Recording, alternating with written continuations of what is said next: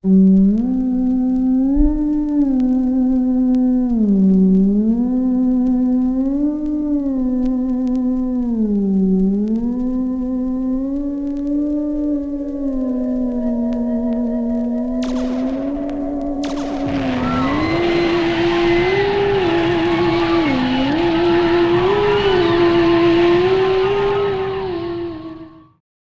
everyone and welcome to B-Film Invasion. I'm Kelton, your host. In this episode, we're going to watch the first movie after World War II to explore the real-world possibility of spaceflight. It's ROCKETSHIP X-M from 1950. It was produced and directed by Kurt Newman. It was executive produced by Murray Lerner and Robert L. Lippert, the original King of the Bees before Roger Corman, and it stars veteran film and TV star Lloyd Bridges. By this time, his lungs would be aching for air. ROCKETSHIP X-M is about the eagerly anticipated maiden voyage of the ROCKETSHIP X-M, which is scheduled to carry 5 brave astronauts to the moon. But despite a successful launch, a series of malfunctions causes the ship to veer far off its planned course, and the crew of the RXM find themselves hurtling into the unknown. This film predates the space race between the United States and the Soviet Union, so fortunately there's no us good, them bad dichotomy to get in the way of the story. And though it is a bit of a slow burn, this movie set the tone for other space films and TV series to come. So now, without further ado, sit back, grab your popcorn, turn down the lights, and enjoy ROCKETSHIP X-M.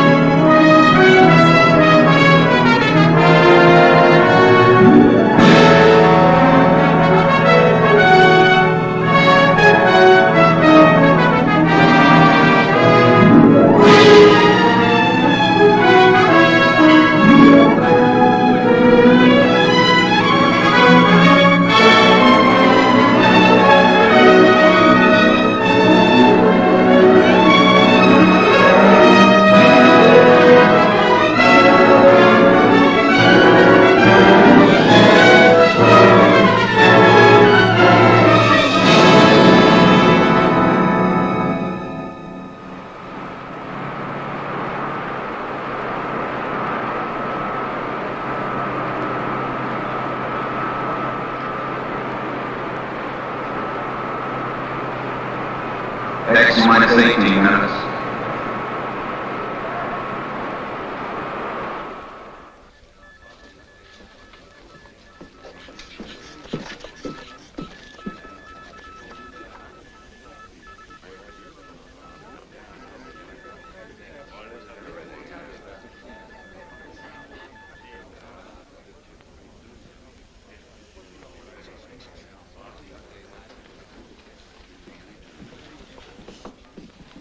Blood pressure slightly high. Nothing to be alarmed about, though. Quite understandable under the circumstance. The weaker sex. The only one whose blood pressure is normal. X minus 17 minutes. We're due in the assembly hall in another minute. Shall we go? Good luck. Thank you, Doctor, and good night.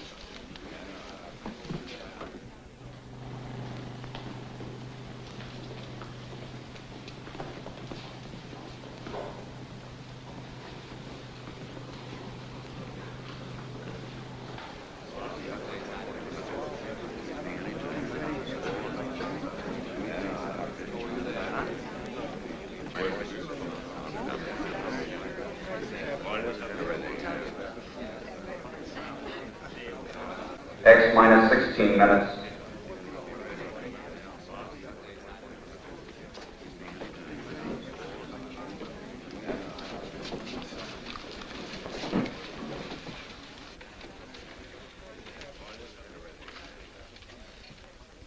Ladies and gentlemen, every news service and newspaper is represented here tonight.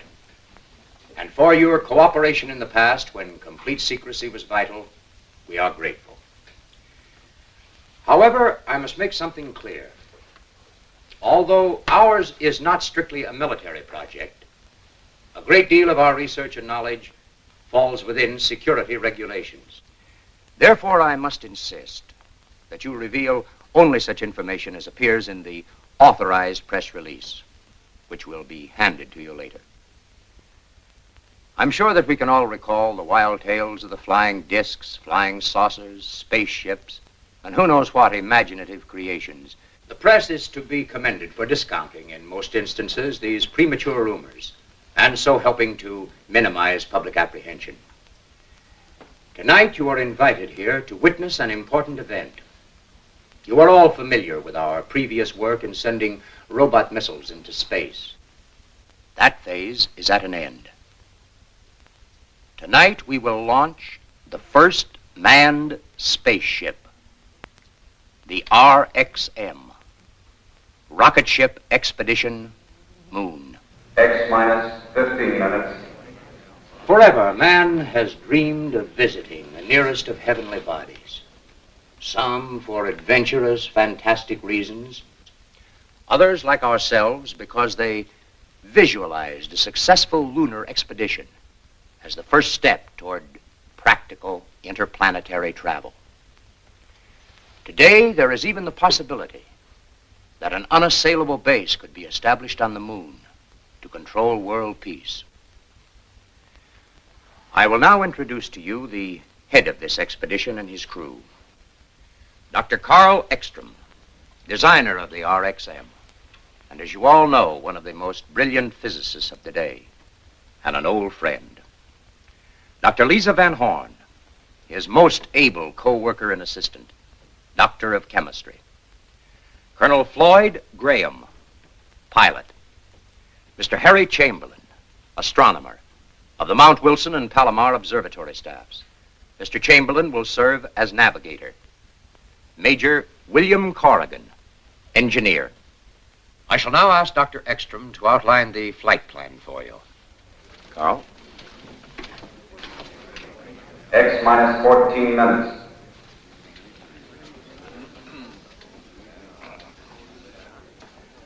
The distance between the Earth and the Moon at its closest proximity is 238,000 miles.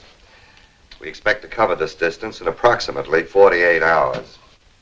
The first phase of our flight will be the ascent to an altitude of 300 miles. From the start, while we pass through the troposphere and stratosphere, until we reach the ionosphere, the flight will be controlled by our automatic pilot. After we have climbed through the atmosphere, we will turn the rocket into a parallel course with the surface of the Earth.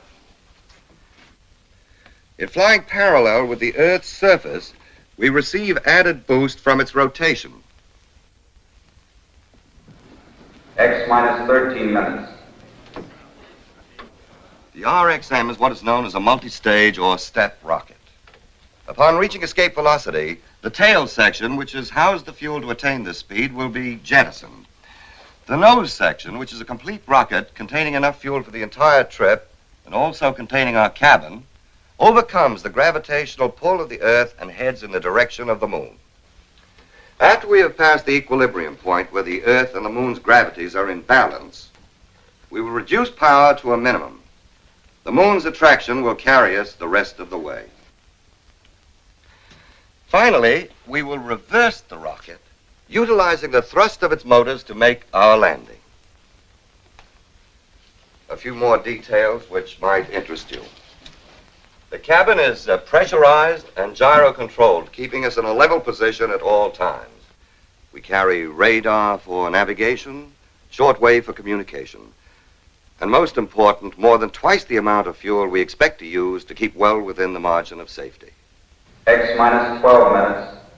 We still have a few moments, ladies and gentlemen, for questions, if any of you care to.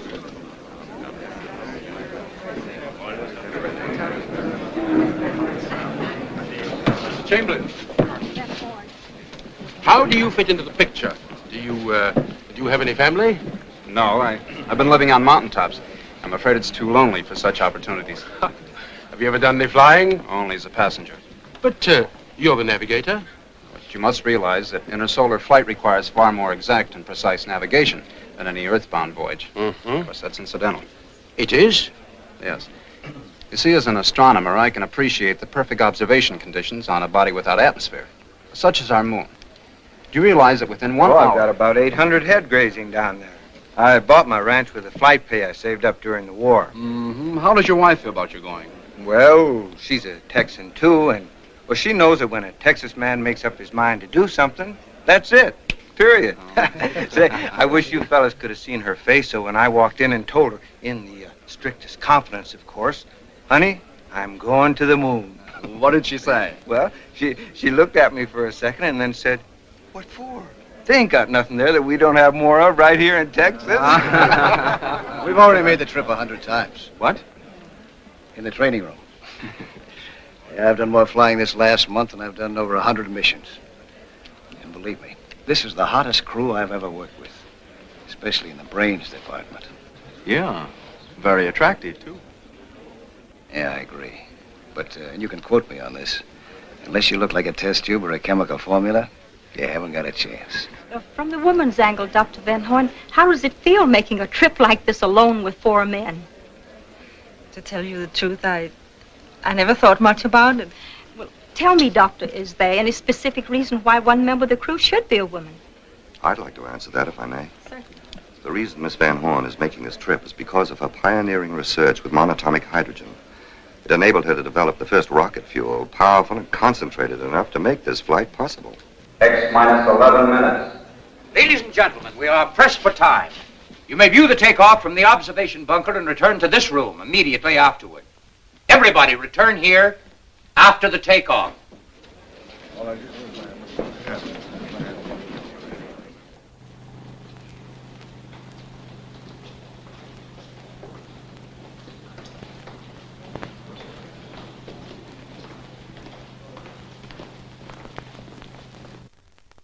X minus 7 minutes. Gyro control and compass okay. Battery's all up, autopilot's okay, everything's in order. Let's go.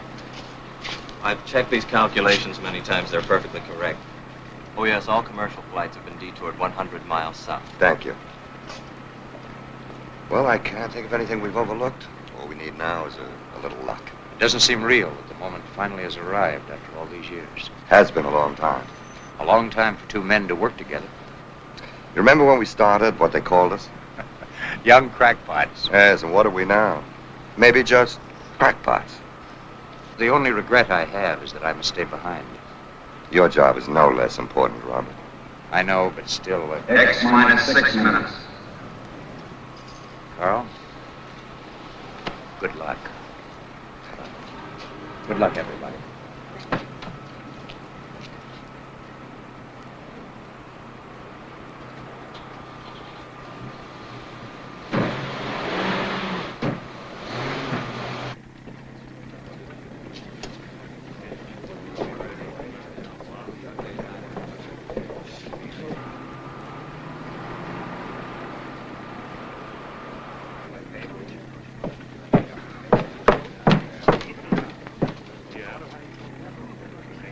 X minus 5 minutes.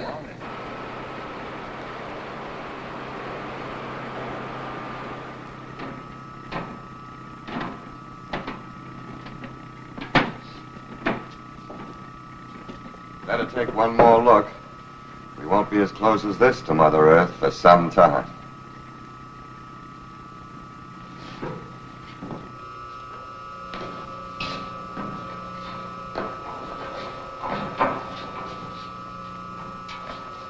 We'll give the motors a final once-over.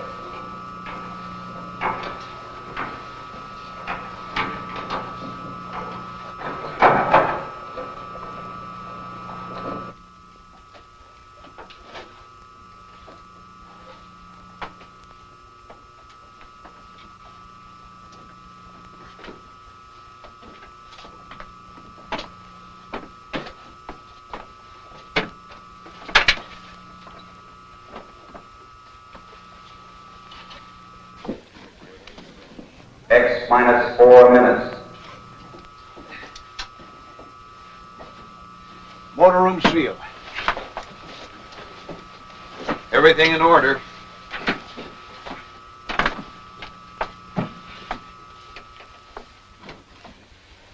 X minus 3 minutes.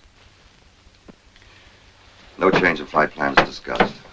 First 7 minutes of flight, controlled by automatic pilot. Pilot's ready. 7 minutes, straight ascent. Straight ascent from starting point. Starting thrust using all tail assembly engines, 2,300 tons. Right. Fuel mixture? Hydrogen and oxygen plus A12. After 120 seconds, hydrogen and oxygen plus A14. After 340 seconds, hydrogen plus A16. After 560 seconds, A16. Right. Any questions? X minus 2 minutes. Good luck.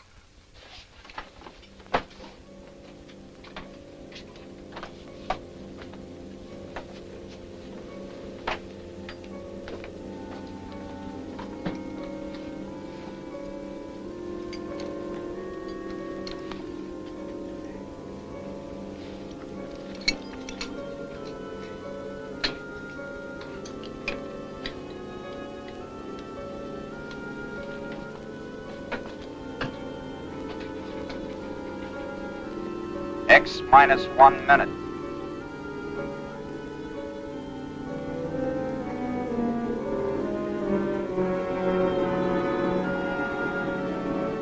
X minus 50 seconds. X minus 40 seconds. X minus 30 seconds. X minus 20 seconds. X minus 10 seconds. X minus 5 seconds. 4, 3, 2, 1, 0.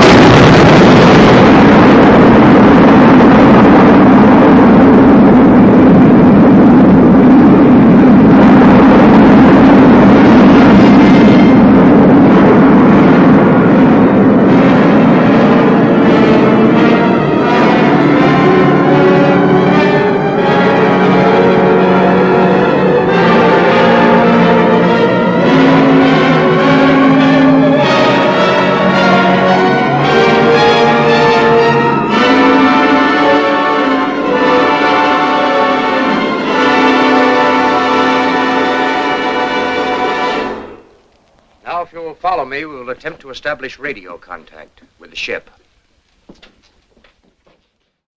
The crew didn't seem to have any sense of urgency before the launch, did they? The way they casually sauntered down that corridor after being barked out of the conference room? I guess this part was key to the plot. We needed to see all of it. I can imagine the director was like, get every last second of this. We need to pad this out as much as we can. Better take one more look. We won't be as close as this to Mother Earth for some time. Maybe longer than you think.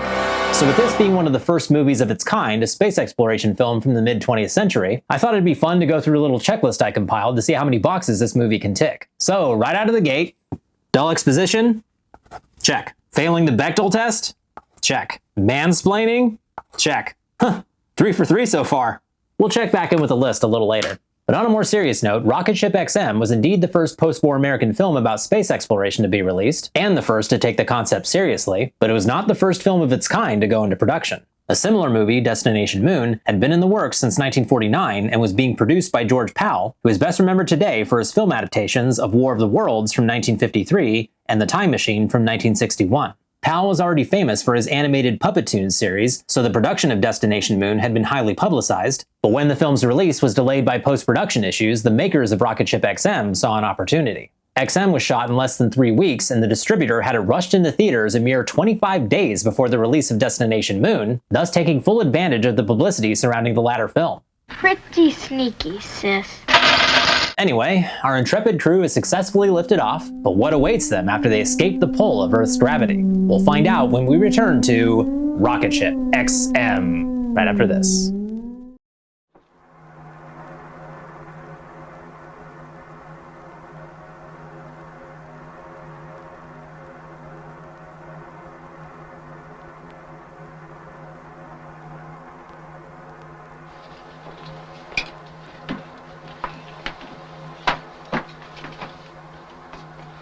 The human body can withstand these accelerations, but it certainly was never meant to. I feel like I was just tossed off a spooky bronc. Are you all right, Doctor? Oh, yes, can't hurt an old campaigner like me. How about you? You all right? Certainly. Radar and gyro compass in order. Automatic pilot okay. Fuel consumption? Normal. Air pressure? 15 pounds.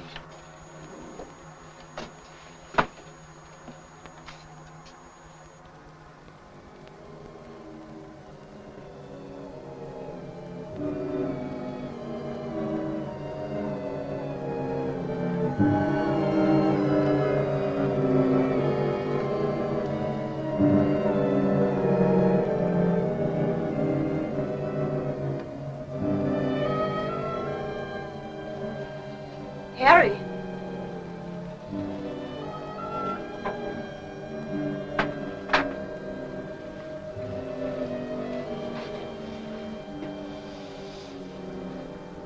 It's a marvelous sight, isn't it? It is. You can study maps and globes and try to visualize. But the actual experience, it's hard to express it. Stand by to turn.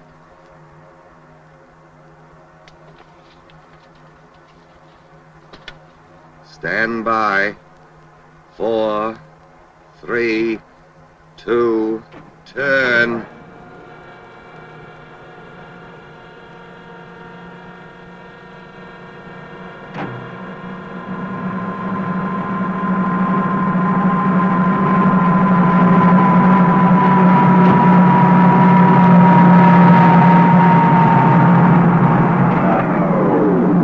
Turn completed. Shipping level flight speed 3,400 miles per hour. Altitude 360 miles. How do we stand on fuel now? 3/10 supply left in tail section. Mixture at present? A16. Harry, contact the base. Right.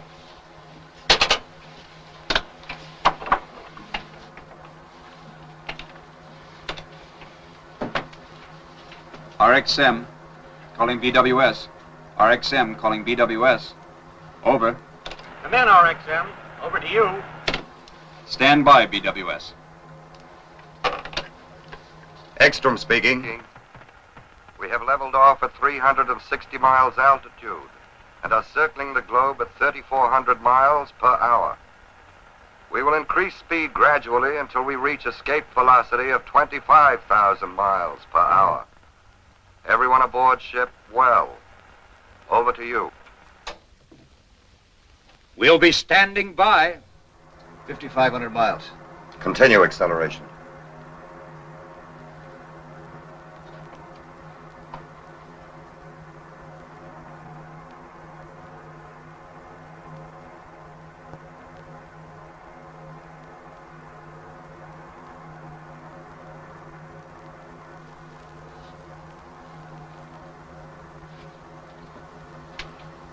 Hey, what happened to the rest of the night? I'm afraid we ran right out of it. If it's darkness you want, wait till we enter outer space, the realm of perpetual night. 6,000. 6,200 miles per hour.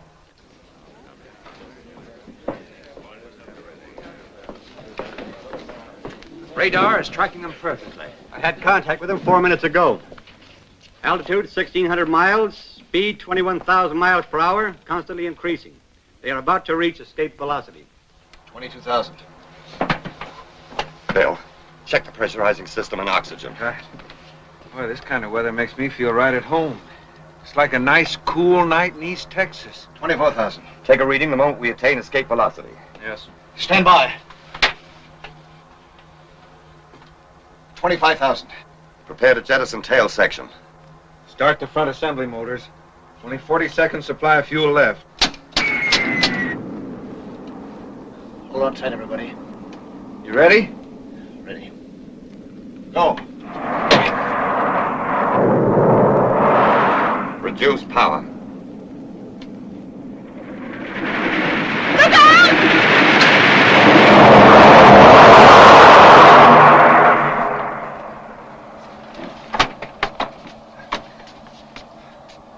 That was a little too close for comfort. We might be in a vacuum, but I sure felt the wind of that one. Harry, contact the base again.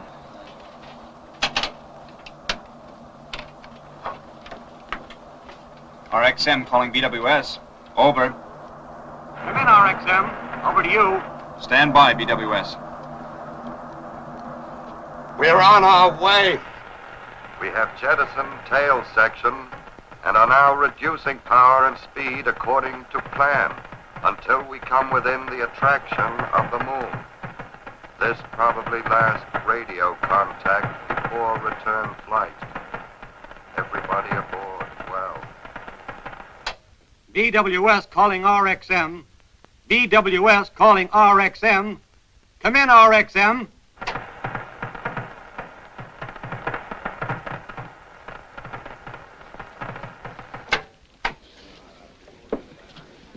Ladies and gentlemen, we had hoped by having the entire press represented here tonight to eliminate any possible hearsay, rumor, or speculation from your reports. However, I regret to have to ask you to confine yourselves to the official news release. I promise to hand you any news that may come in as soon as it can be cleared.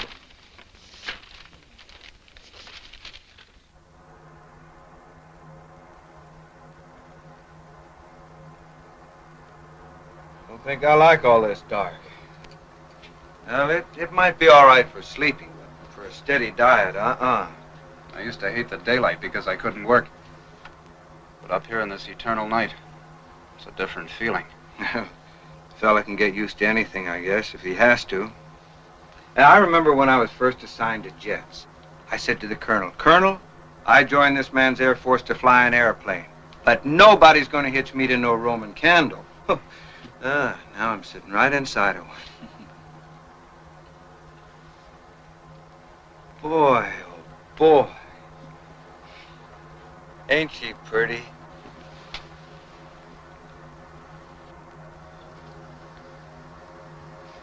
Can you see Texas? No, it's in the other hemisphere. Even so, from this distance, it would only appear a mere speck. A mere speck? Texas a mere speck? Oh, now, listen, my friend, I'm broad-minded. I've been around people, but don't you ever let any other Texan hear you say that. A mere speck.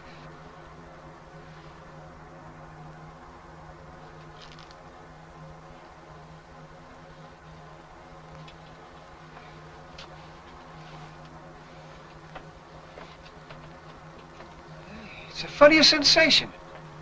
I feel like I'm walking in a cloud. No effort at all. We're getting deeper and into planetary space. Gravity will soon be practically non-existent. Look, we got a stowaway aboard.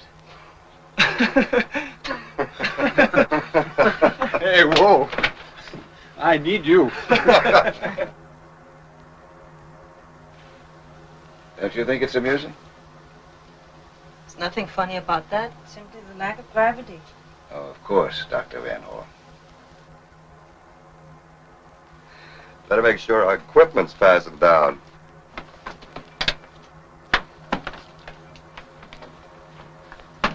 Now, don't get mad at me, but can't you ever relax? All these weeks, months, I've been watching you. Nothing but work, work, work. You know, I've been wondering, how does a girl like you get mixed up in a thing like this in the first place? I suppose you think that women should only cook and sew and bear children? Isn't that enough? There's such a thing as going overboard in the other direction, too, you know. If you know what you...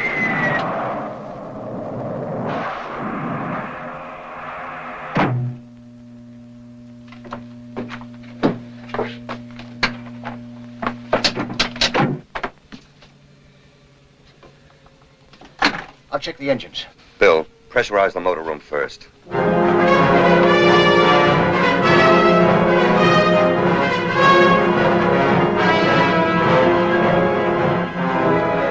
Motor room pressure up.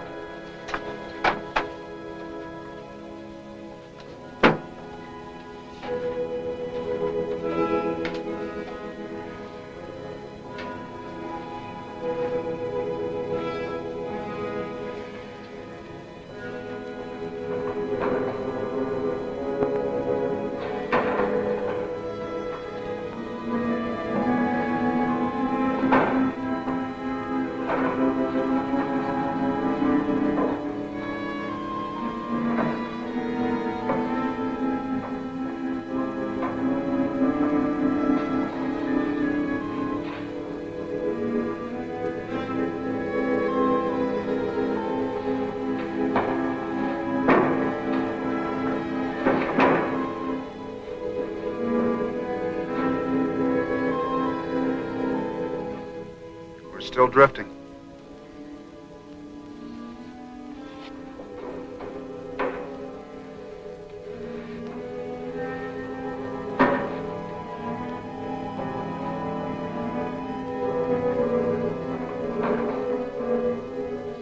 After 14 hours and 12 minutes, we've covered 112,000 miles. We'll come within the gravitational attraction of the moon. Oh, that's not important right now. Without power, we're helplessly suspended in space. Even if we were already within the gravitational reach, we'd still be unable to make a landing. We need power to land.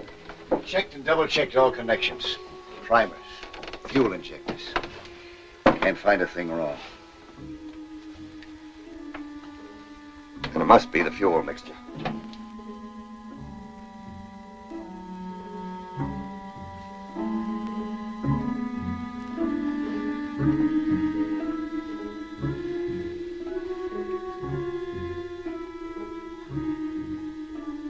How much oxygen do we carry? Don't worry. We have plenty left for the trip. For the trip as planned, you mean?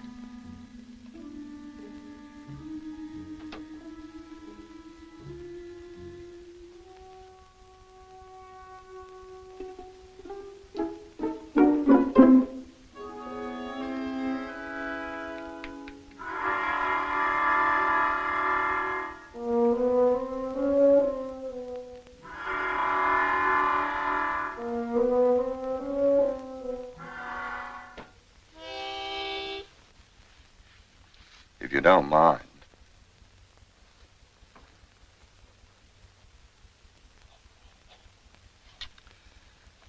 At differential 6 over m to the 30th power, the halfway check result is 262,000 to 341,000, both using tangent E, correct? That isn't the result I have. It must be the same. There's an error there. I've made no error, Dr. Ekstrom. I have to say that you made an error and discard your figures. I'm sorry. Don't be. Surely you're not going to let emotion enter into this. Certainly not. We'll continue computing using my results as a basis. Yes, Doctor. Except that I feel very strongly, I should say, that we should try both. We can't. To complete either calculation would take 6 to 8 hours. We can't afford the time. It's either one or the other, Dr. Van Horn. But it doesn't have to be. You can't be arbitrary about imposing your will when these people's lives are at stake. Don't you realize that? You speak as calmly as if you were saying pass the salt. Aren't you human? Are you made of ice? I'm sorry. I apologize. For what? For momentarily being a woman? It's completely understandable, Miss Van Horn. Now, shall we go ahead? Yes, Doctor. Tangent L9.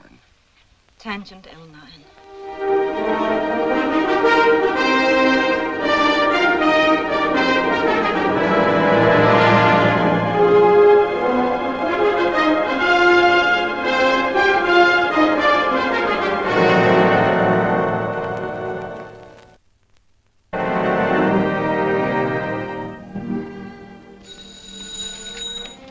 Hello?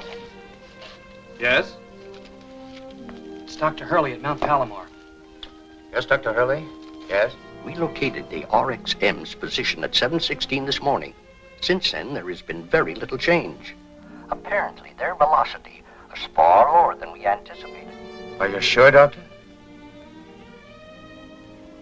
Thank you.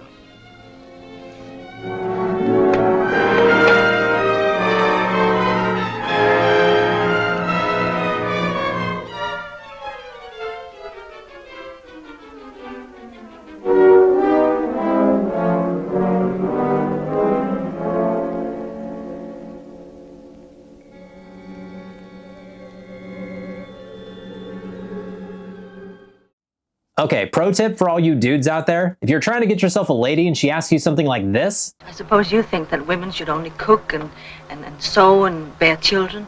Do not reply with this. Isn't that enough?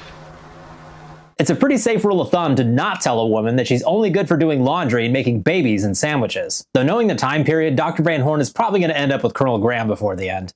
So, getting back to the matter at hand, because you're not in space to get lucky, Colonel, how did they suddenly lose power? I thought they all checked their calculations meticulously before they launched. I must have put a decimal point in the wrong place or something. I always do that. I always mess up some mundane detail. Oh! Well, this is not a mundane detail, Michael! Well, according to Dr. X-M, there was an error somewhere. But of course it's Dr. Van Horn's fault. She's just an emotional woman. There's just no possible way that he could have made this mistake. Men never let emotions get in the way of reason. Reason will prevail. Reason will prevail! Oh, yeah. Absolutely, we just use reason. Reason will prevail!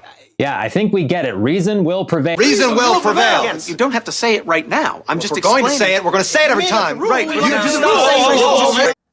Right. Anyway, let's get back to our checklist, shall we? Technobabble jargon? Check. Unexplained equipment failure? Check. Egregious sexism?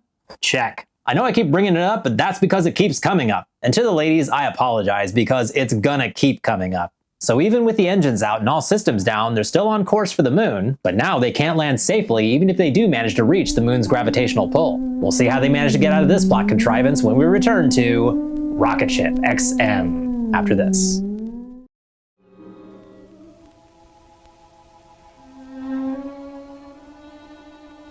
The wind that blows between the worlds, it cut him like a knife. What? Oh, nothing. It's a line from Kipling's Tomlinson. The poem about the chap, someone in our fix. He couldn't get into heaven or hell. Suspended in space. Would you do something for me, please? Sure. I need those 2 graphs under Dr. Ekstrom's arm. I'm tired and shaky. I might awaken him. I know the feeling. I wouldn't rob him of his sleep for anything. I knocked over a 10-foot Christmas tree once, all decorated, my cousin's house, just from trying to do something when I was too tired. It was about 1 o'clock in the morning. Kids woke up, came rushing in. First they thought I was Santa Claus lying there with a busted tinsel star on my nose. I spoiled everything.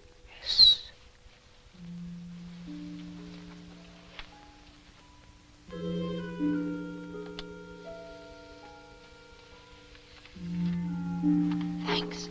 It's no trouble.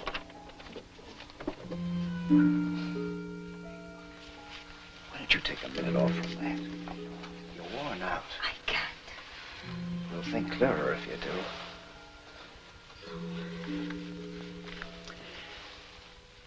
When I was flying in the war, we had a guy like you in some of our long missions. Too bad. Too bad? Blew his top. We had to put him in Section 8. Held it in too long, never let down a second. You're right. I'm not even thinking straight anymore. Numbers buzz in my head like wasps. I ought to think of something different. How about that?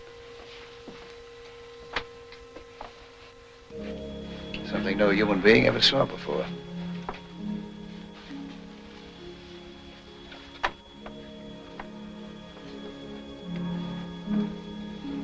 You know, it's funny. One never thinks of the Earth that way. As a dying planet with nothing to give out but reflected light. A mere moon. Don't speak so disrespectfully of the moon. Mere moon. I've done some of my best work by moonlight. Found its light very effective. For navigation? For any purpose. Don't underrate it. Moonlight's potent. You're speaking of its effect on men and women? On women. I don't need this stuff myself. Oh, you're immune. No? Just don't need it.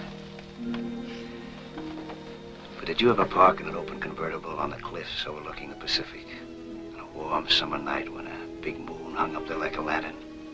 The blue light from it walking across the water. Radio playing a nice tune.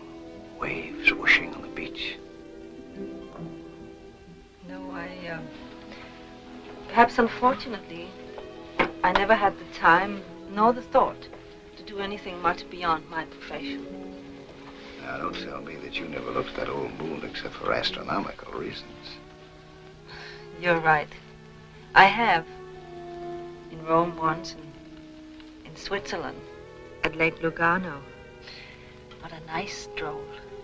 Stroll? Yes. Yes, we walked slowly around the edge of the lake for 2 hours. I never stopped. No.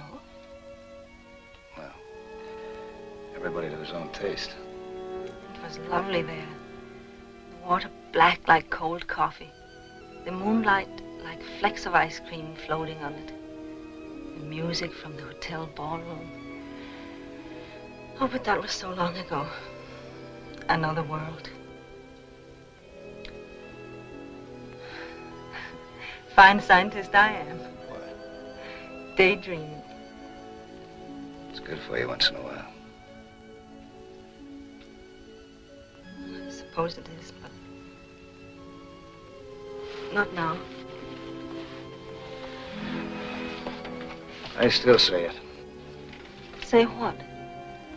That moonlight's effective stuff. You're quite right.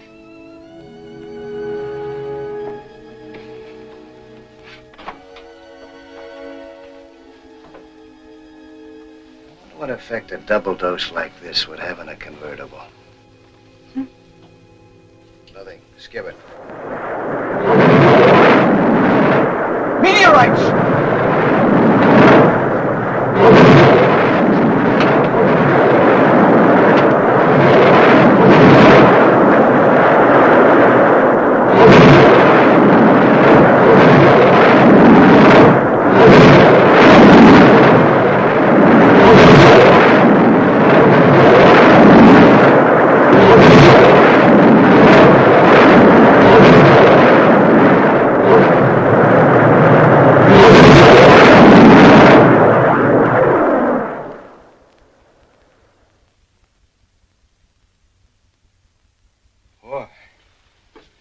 I've been through some pretty heavy flak in my day, but that's the worst I've ever had thrown at me. Heavenly flak. Say, maybe somebody don't want us to get where we aim to get.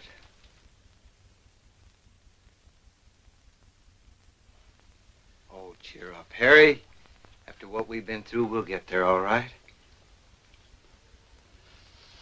Maybe it'd have been better if one of them had struck the ship. At least have been sudden. Quick.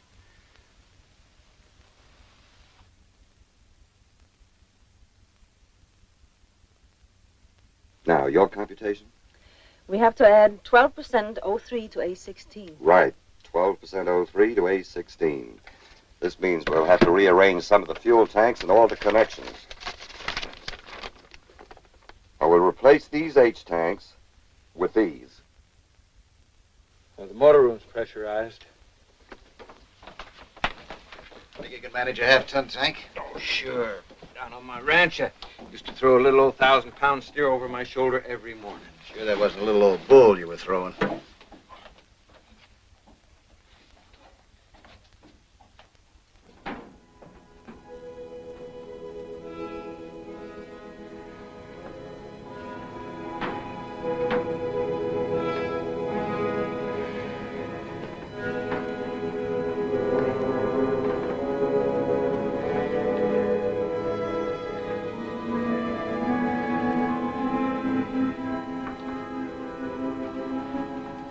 All right, Sampson, let's see you do your stuff. Think I was kidding, huh? You'll never prove it to me here.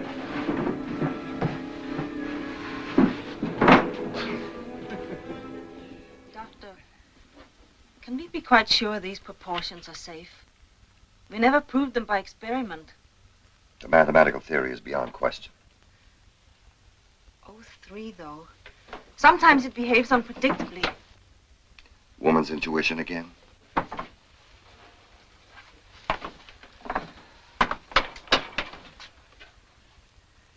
O3 to A16. 12% O3 to A16. Our chart deviation is 32 degrees. Present position is... We'll correct course when we're in powered flight once more. Right. All ready? Ready. Stand by, everybody.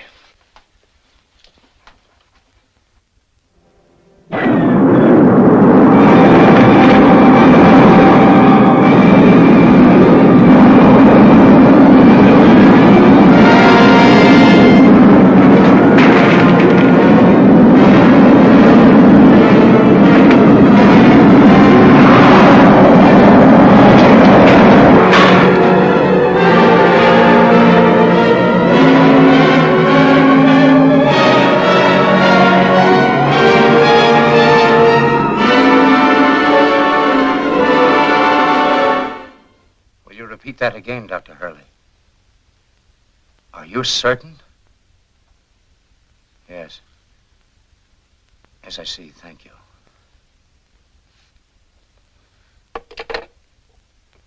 They are completely off their course. Moving with incredible velocity. Out into limitless space. I can't understand it.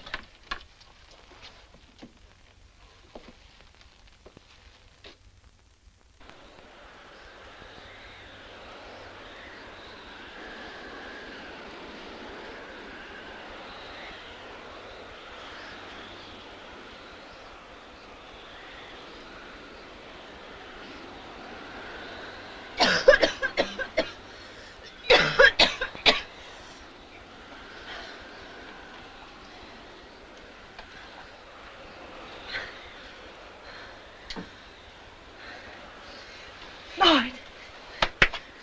Floyd. Floyd.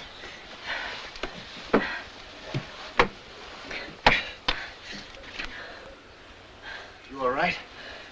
Yeah, I'm all right. Harry.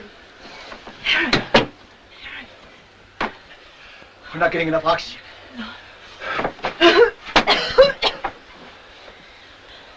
Bill. Bill.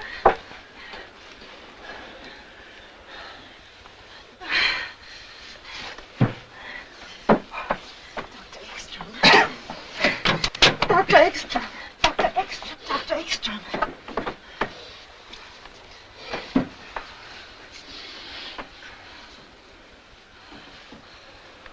How long has it been since? I'm afraid we'll never know. How are the others? I think everybody's going to be all right. It must have been days. Fortunately, the engines were turned off. When? I must have turned the levers off when I blacked out. But at what speed? You know the consequences of a body moving with unchecked velocity in free space. Infinite motion. So we made a little detour. Now we gotta double back to that last road sign. Come on, let's go to work. Try to determine our present velocity if possible. Can't be. The instruments must have gone crazy. I don't think so. By heading into space, we've added the Earth's orbital velocity to our own. Then we're really moving. I should say at least several times the maximum speed of your indicator. Any progress, Harry? Should at least have an approximation of our position very shortly. Fuel consumption? In just a moment. Doctor. What? I cut in resistances to raise the scale. But look. Acceleration. Definite acceleration, but with the motors off, that's impossible unless... This can't be correct. What? I seem to be getting a strong reflection of impulse directly ahead 50,000 miles. That explains it. Explains what? Of course.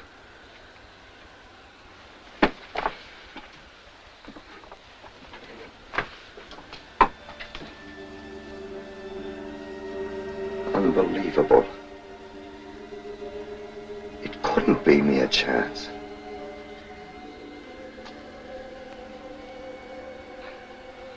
I don't quite know how to tell you it's so. If I could have even dreamed that an incredible set of circumstances, each precisely and exactly timed, would carry us unerringly through space to our most congenial planetary neighbor, Mars, I would... Mars?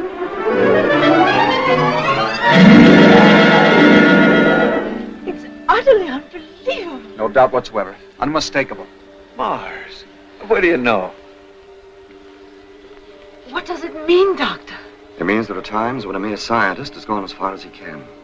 When he must pause and observe respectfully while something infinitely greater assumes control. I believe this is one of those times. We shall go on, of course. Our overall fuel consumption was... 42%. A Martian landing, approaching a planet with atmosphere, is far easier than the lunar maneuver. Certainly we shall go on. We should be betraying an unprecedented opportunity to do otherwise. Then I'd suggest there's a couple of little things we might do. This ship isn't going to land itself, you know. Mark. I'll be darned. We must first compute the correct thrust and fuel mixture to comply with anticipated conditions. Escape velocity 12,500 miles an hour. Oxygen at surface level 15%. Prepare to change the parallel course at distance 1,500 miles. Right. I've located them. Located what? The Earth and Moon. Well, where are they? Here, take a look.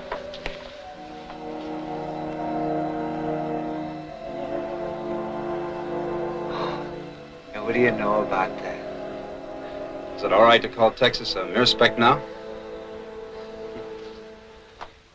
As we are now in parallel flight, we are reducing speed and altitude. At 50 miles altitude, we will execute a turn of 90 degrees, bringing the rocket into landing position. Since the gravitational attraction of Mars is only half as powerful as that of Earth, a thrust of 1,200 tons will be sufficient to make the landing. Fuel? Hydrogen and oxygen plus A12.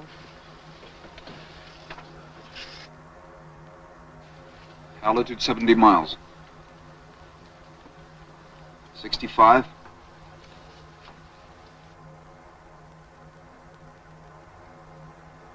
60. 55 miles. Stand by to turn. 50. Turn.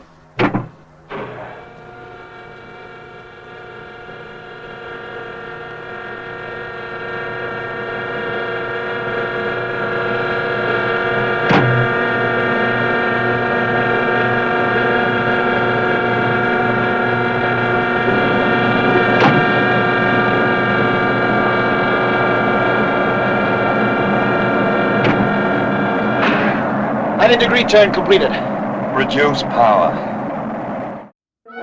Meteorites! Shields up! Red alert! Oh, that's right, we don't have shields. Well, good thing every last one of those meteorites missed us. Stand down from red alert. Sure is convenient for the crew that gravity seems to be selective about where and when it applies itself. Colonel Graham and the engineer were able to lift that heavy tank like it was nothing, but somehow they're not floating helplessly throughout the ship like jackets or wrenches. Also, why doesn't Dr. Eckert seem to understand the basic physics of inertia in space? Well, you should already know what we, the audience, are supposed to do in this situation. Don't think about that, just move past it. And on that note, it's checklist time again. Plot convenience? Check. Scientific inaccuracies? Check. Lead scientist waxing poetic when things are dire? Check. Speaking of which, Dr. Eckert is supposed to be this brilliant, infallible scientist. You remember he insisted there was no way he was wrong in his calculations, but suddenly he has no f***ing clue what to do next, so according to him, the only logical course of action left is to let Jesus take the wheel. We must pause and observe respectfully while something infinitely greater assumes control. Are you kidding me? So anyway, now that the crew is careening towards Mars, is this Colonel Graham's opportunity to step up and save the day? Definitely seems like the movie's been leaning into that idea. Colonel Graham was played by Lloyd Bridges, an actor with an extensive career in film and TV. Born in Northern California in 1913, Bridges studied political science at UCLA before becoming an actor. In 1937, he made his Broadway debut in a production of Othello, and in 1940, he became a contract player at Columbia Pictures. He joined the Coast Guard during World War II and afterwards returned to his acting career. Bridges was cast in leading roles for smaller studios like Republic Pictures, but he also had star billing in movies released by Universal and Paramount. He expanded his resume to include roles on TV starting in 1951, and I didn't think I'd be talking about this again so soon, but during the Red Scare, he was briefly blacklisted despite his service in the Coast Guard, after testifying before the House Un-American Activities Committee that he'd been a member of the Actors Laboratory Theater, a group alleged to have ties to the American Communist Party. Didn't I already tell you to f*** off? And take your un-American bullshit with you.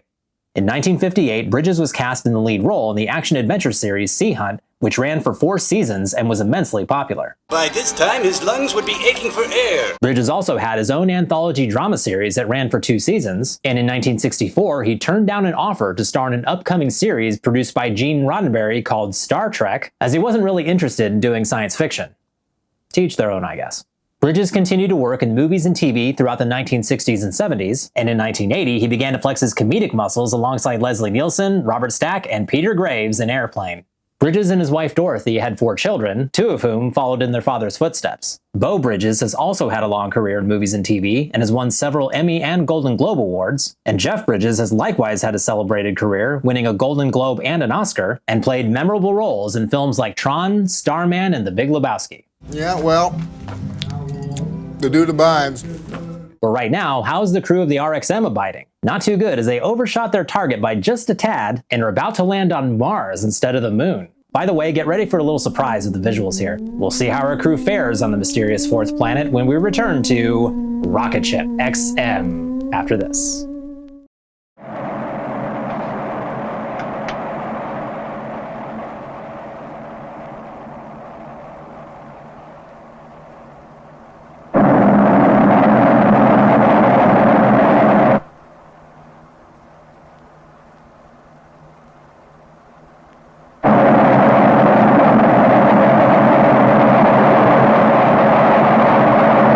Altitude 40 miles. 38 miles. I only hope the light holds out. It's getting dark down below.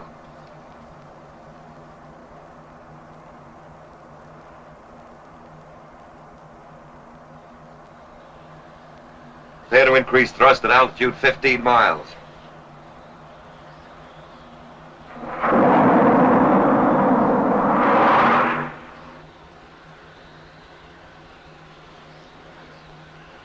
It's getting darker rapidly.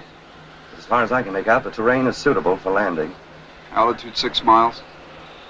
5 miles. 20,000 feet. 18,000. Thrust at present 1,250 tons. Stand by to increase power. 15,000. 12,000. 10,000. 8,000. 7,000. 6,000. We're losing altitude too fast. Increase thrust to 3,000 tons. 4,000 feet. 3,000. 2,000 feet. Reduce thrust slowly to 1,250 tons. 1,000. 500.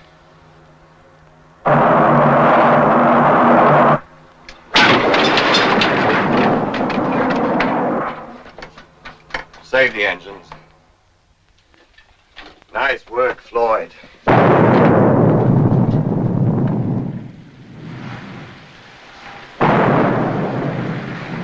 Mars extending us a welcome. Now we're prepared to disembark first thing in the morning.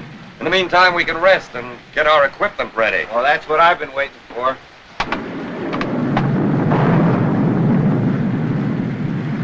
Yeah, I've been itching to get into one of these things. Sorry to disappoint you, Bill. We have atmosphere here. We won't need pressure suits. Which works greatly in our favor, too. We can accomplish so much more unencumbered. As far as equipment's concerned, we'll take oxygen masks, camera, paraphernalia. What about data for the return trip? It must be exact and precise. Hadn't we better begin preparation? Yes, of course, you're right.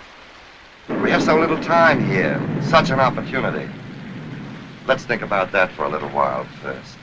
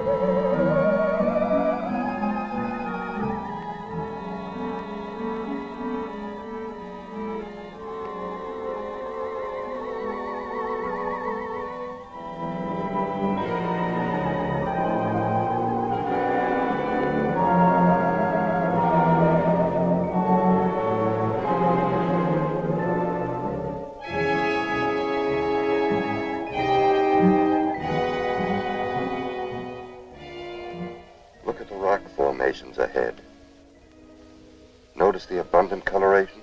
Green, orange, yellow, black. A sign of tremendous mineralization. Manganese, copper, nickel, pitchblende. Immense deposits of pitchblende. You figuring on staking out a claim here? Just making sure we can find our way back.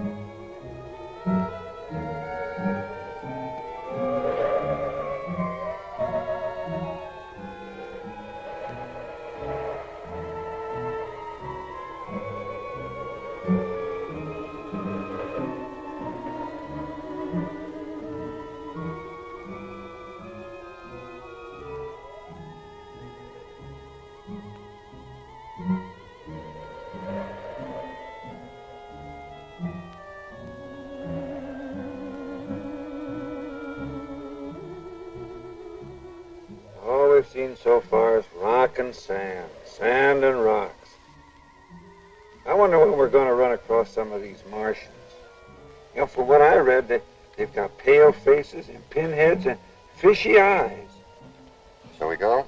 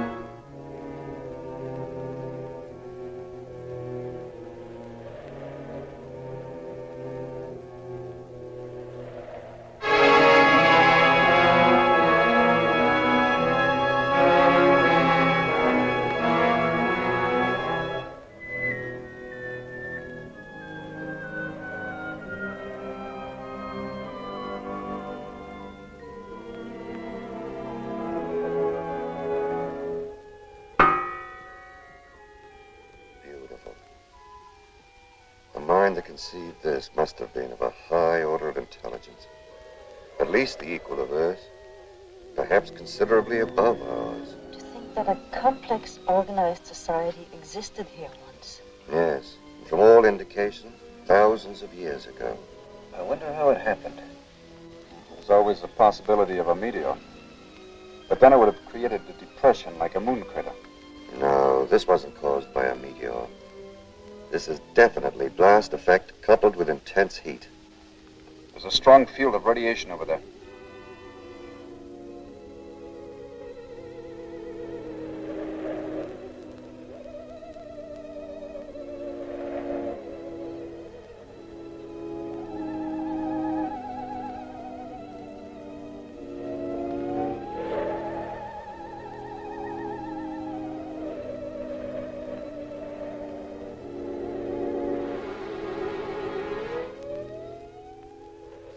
You'd better stop. The radioactivity is at the danger level.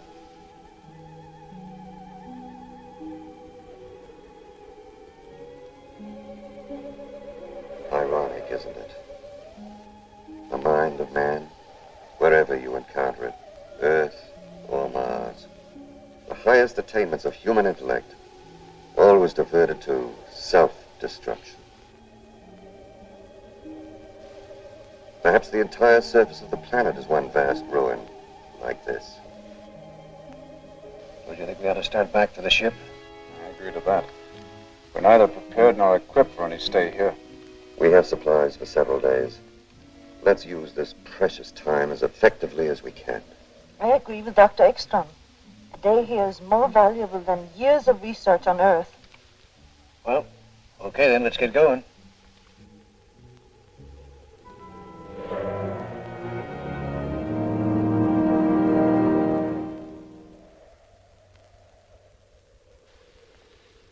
What a lesson here for our world. One blast, thousands of years of civilization wiped out. Could there have been any survivors? I should hate to think so.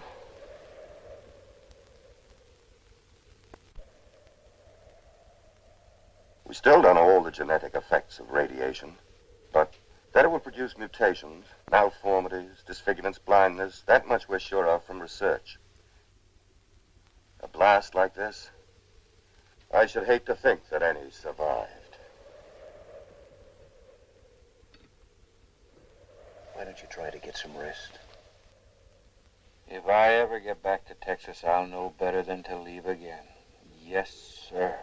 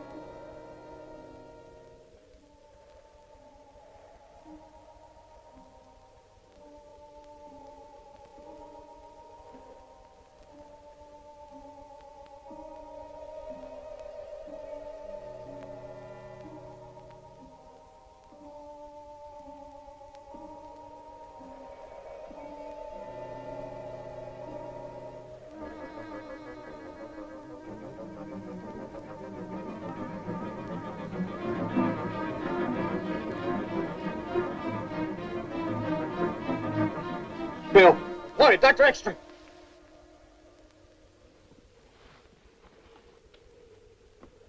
There were men out there. Look, you gotta believe me. It wasn't a nightmare. I haven't slept at all. I tell you, I saw them. Where? Right out there. And when I yelled, they disappeared. All right, let's go see.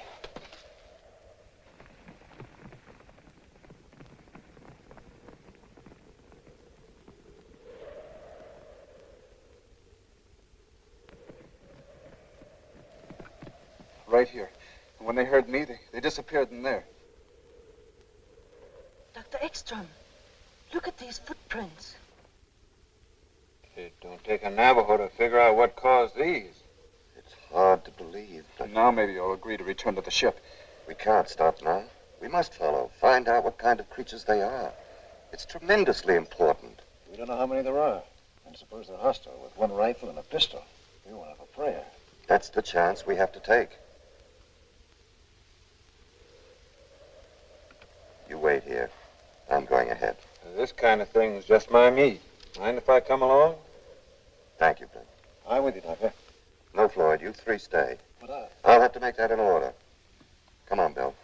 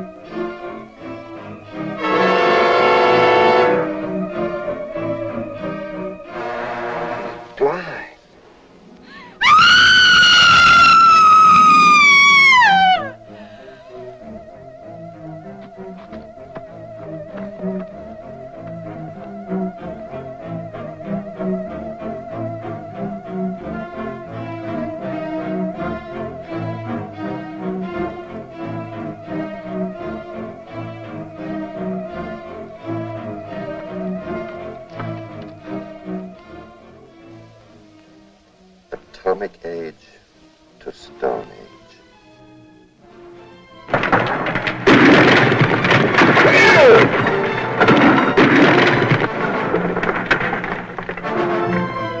Bill!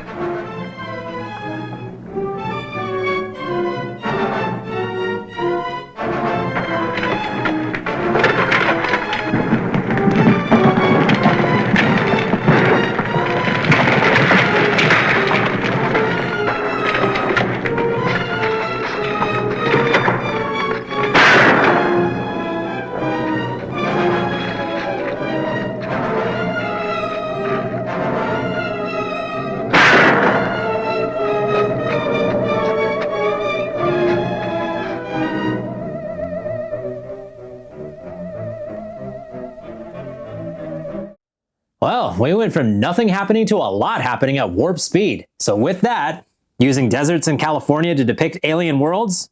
Check. Presenting topical social commentary within the framework of science fiction? Check. Theremin in the score?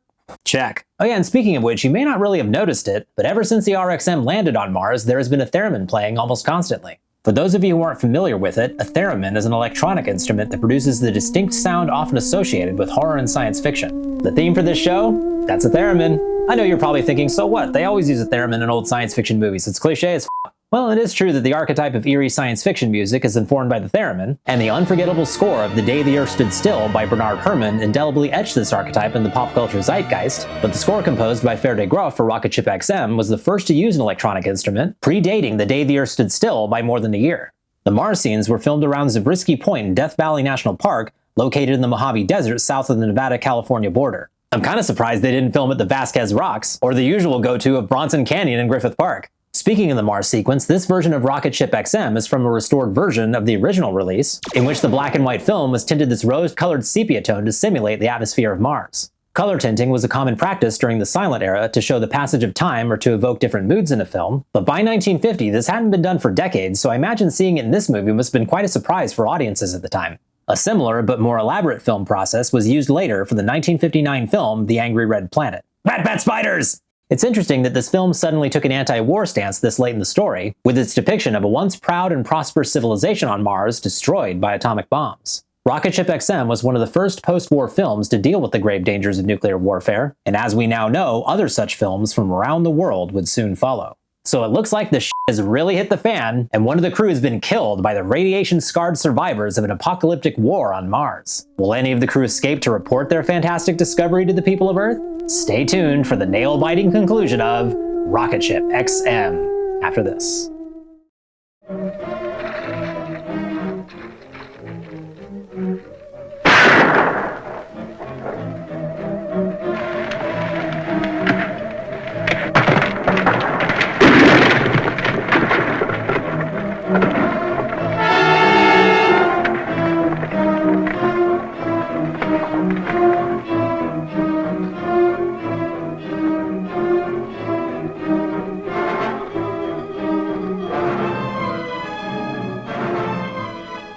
Dr. Ekstrom!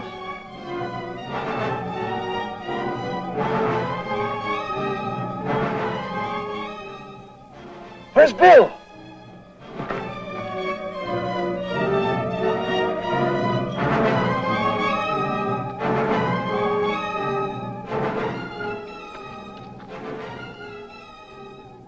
Murdering savages. No, Floyd.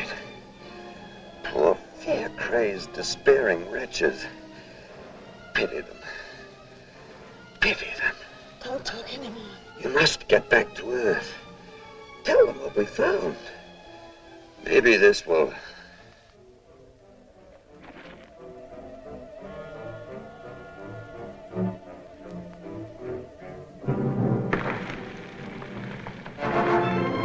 Look out!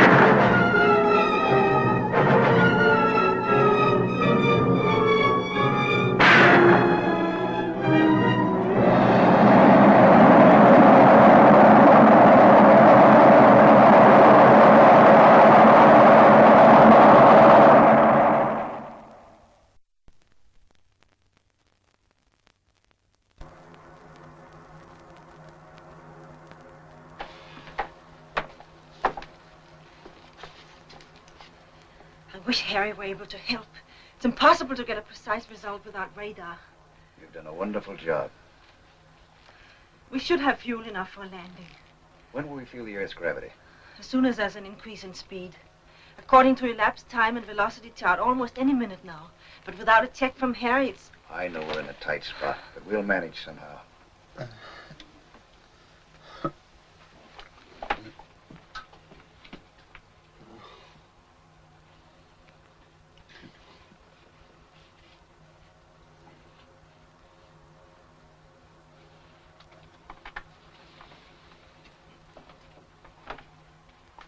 Any sign of increase in speed? Not yet. You know, you're a pretty swell girl, Lisa. Girl? I'm not Dr. Van Horn anymore? No, just Lisa. Doing her job. No, I don't see you that way at all. I see a woman sweet, gentle, and beautiful. I'm not the same, Somehow, no. but I am, you know. The same, I mean. Well, maybe I've changed then, but I feel that I've never known you before. Will you, do something for me, please? Sure, what? Say my name the way you did a moment ago. Lisa. RXM calling BWS. RXM calling BWS. Come in, BWS. Over. Come in, BWS. I can't contact them. They won't answer. They won't ever answer. Of course they will. Speed's increasing. We're gonna make it. Shut off the fuel.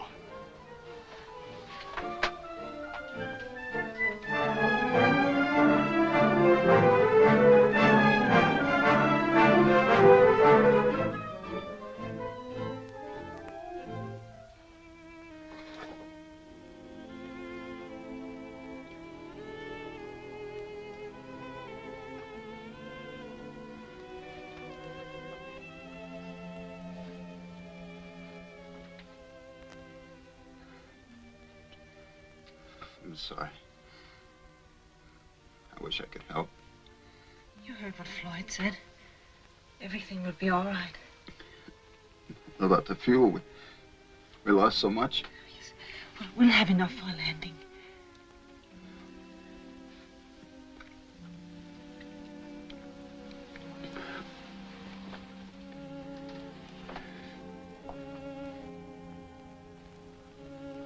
How are we doing? Not so good. Well, what's the matter? Everything's worked out so far, right in the nose. We haven't got enough fuel for a landing. Not even for an approach. But the motors were functioning perfectly before I shut them off. At 1/10 capacity. I'm sorry, it's all my fault. Maybe it's only the instruments.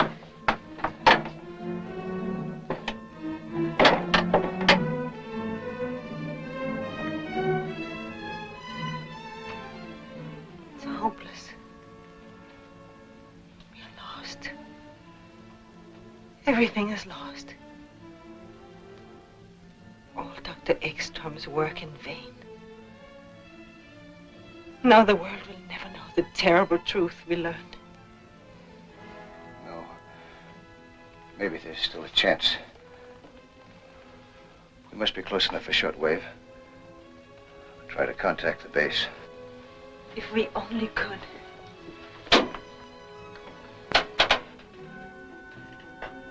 We must report everything. Tell them as much as we can. What we saw.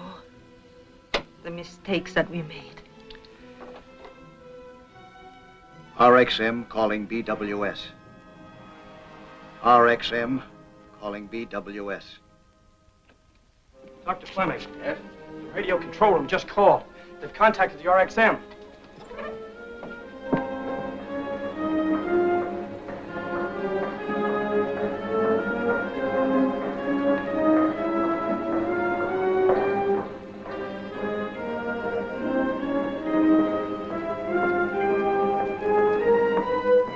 There's too much interference. You better use these, Doctor.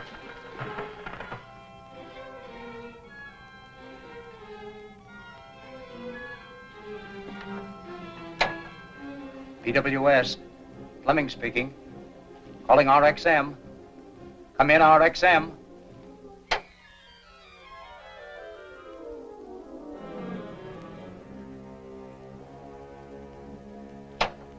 Repeat that again, please, Dr. Van Horn.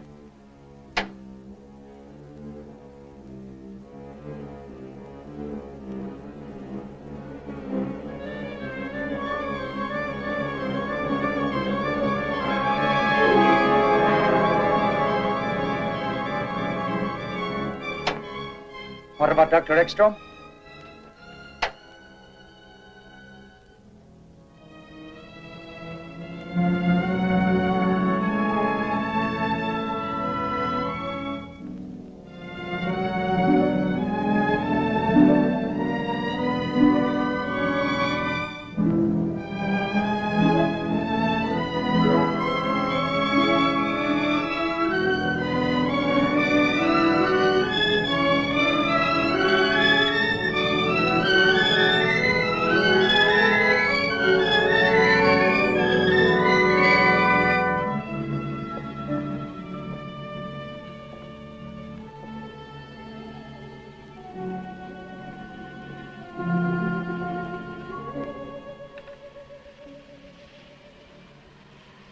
Now at least they know.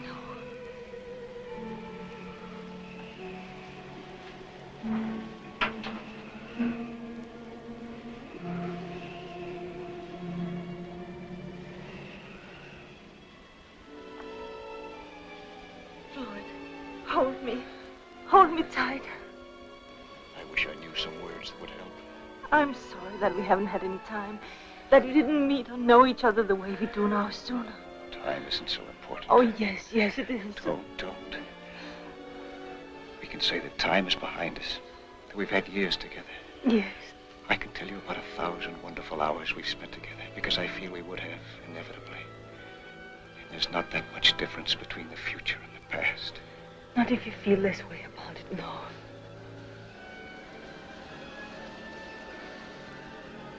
Shouldn't we wake him? What good would it do? None, you're right. It's only seconds, darling. Try not to be afraid. Floyd, I'm not afraid anymore.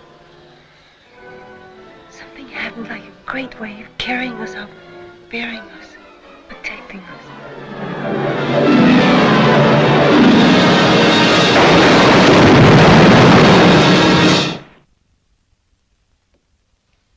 Dr. Fleming? Yes? The men from the news syndicates are still waiting. All right, let them come in.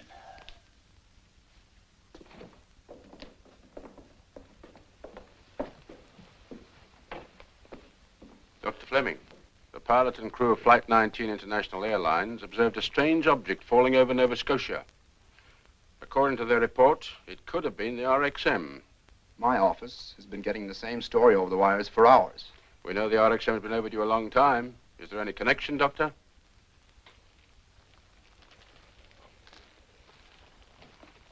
As yet, there has been no confirmation, but yes, I believe there is a connection. Then they all perished in the crash. No, 2 were lost earlier. But the flight must be considered a failure. Failure? Every point of our rocket theory has been established. It has proven that interspace travel is not only possible, but practicable. And it has supplied us with information which may well mean the salvation of our own world. No, gentlemen, the flight of the RXM was not a failure. Tomorrow we start construction of RXM-2.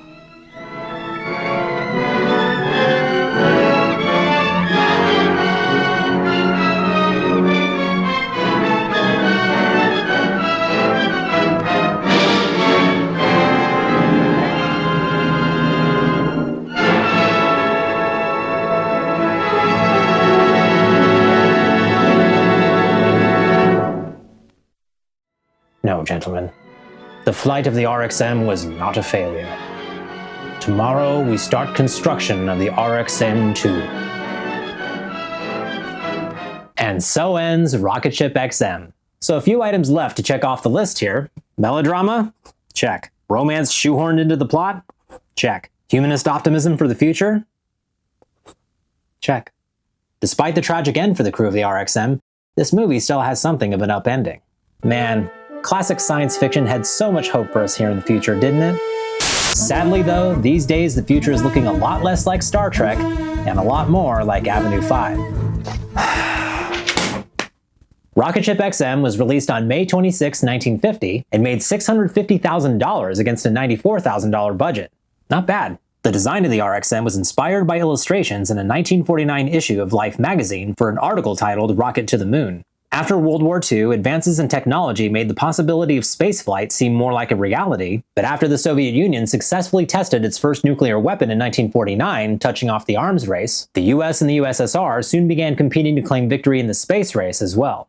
And although it would be several years before the likes of Yuri Gagarin, Sally Ride, Neil Armstrong, and Buzz Aldrin would make history with their respective voyages into the final frontier, a little B-movie called ROCKETSHIP X-M was already looking ahead at things to come with hope.